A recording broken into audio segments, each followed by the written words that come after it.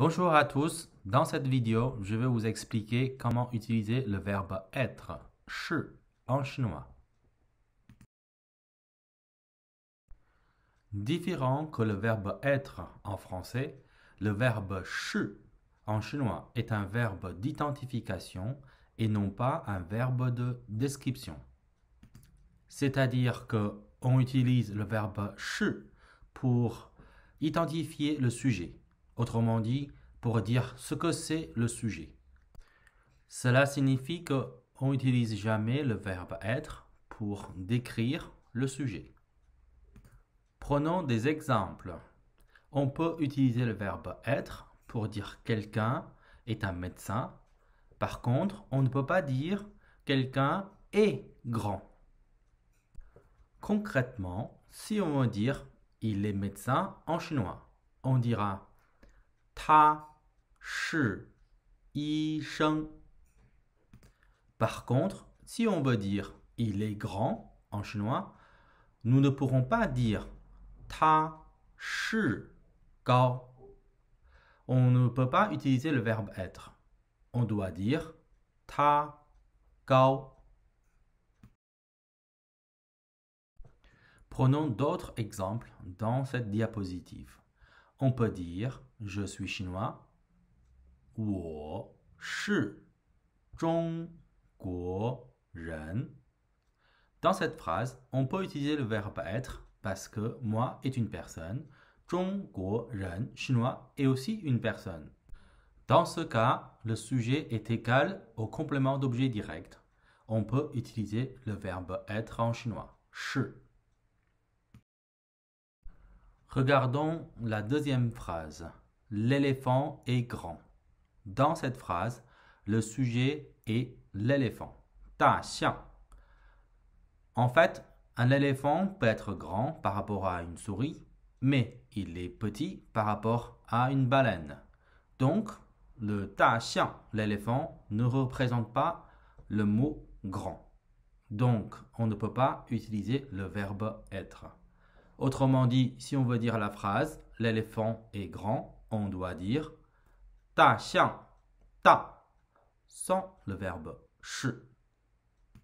Vous avez peut-être remarqué, pour le mot « grand » en français, la traduction en chinois peut être différente.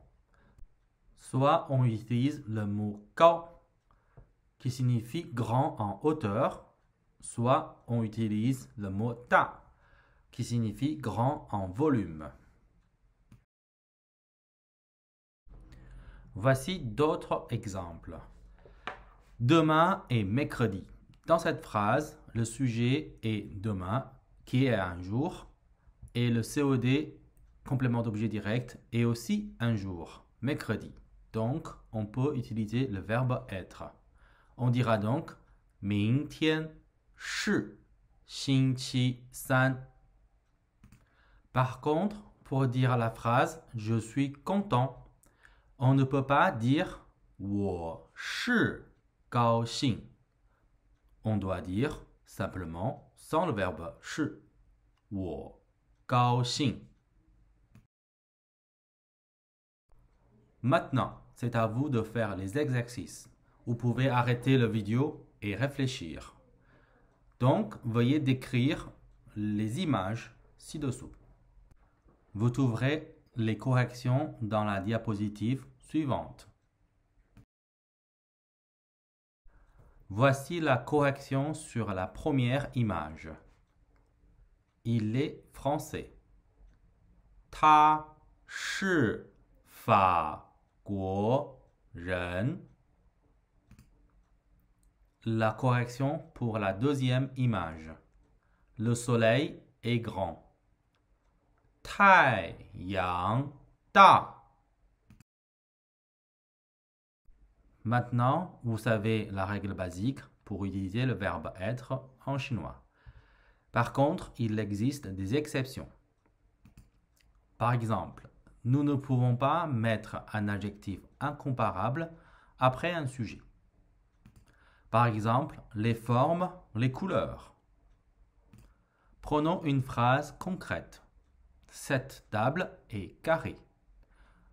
Pour dire cette phrase en chinois, on ne peut pas utiliser la règle qu'on a appris tout à l'heure. C'est-à-dire, on ne peut pas dire 这张桌子方. Pourquoi? Parce que en chinois, on utilise la formule sujet plus adjectif pour décrire le sujet. C'est toujours dans le sens de comparaison. Si on dit 这张桌子方, c'est pour dire que cette table est plus carrée que l'autre. Mais en réalité, il n'y a pas de sens. Parce qu'une table, soit elle est carrée, soit elle est ronde, soit elle a une autre forme. Donc on ne peut pas dire cette table est plus carrée que l'autre. Dans ce cas, on est obligé d'utiliser le verbe être sous une autre forme. On doit dire 这张桌子是方的. Pour comprendre cette phrase, il faudra qu'on parle d'abord la particule de. Donc, je vais vous expliquer dans les prochaines vidéos. Merci à votre attention. À la prochaine.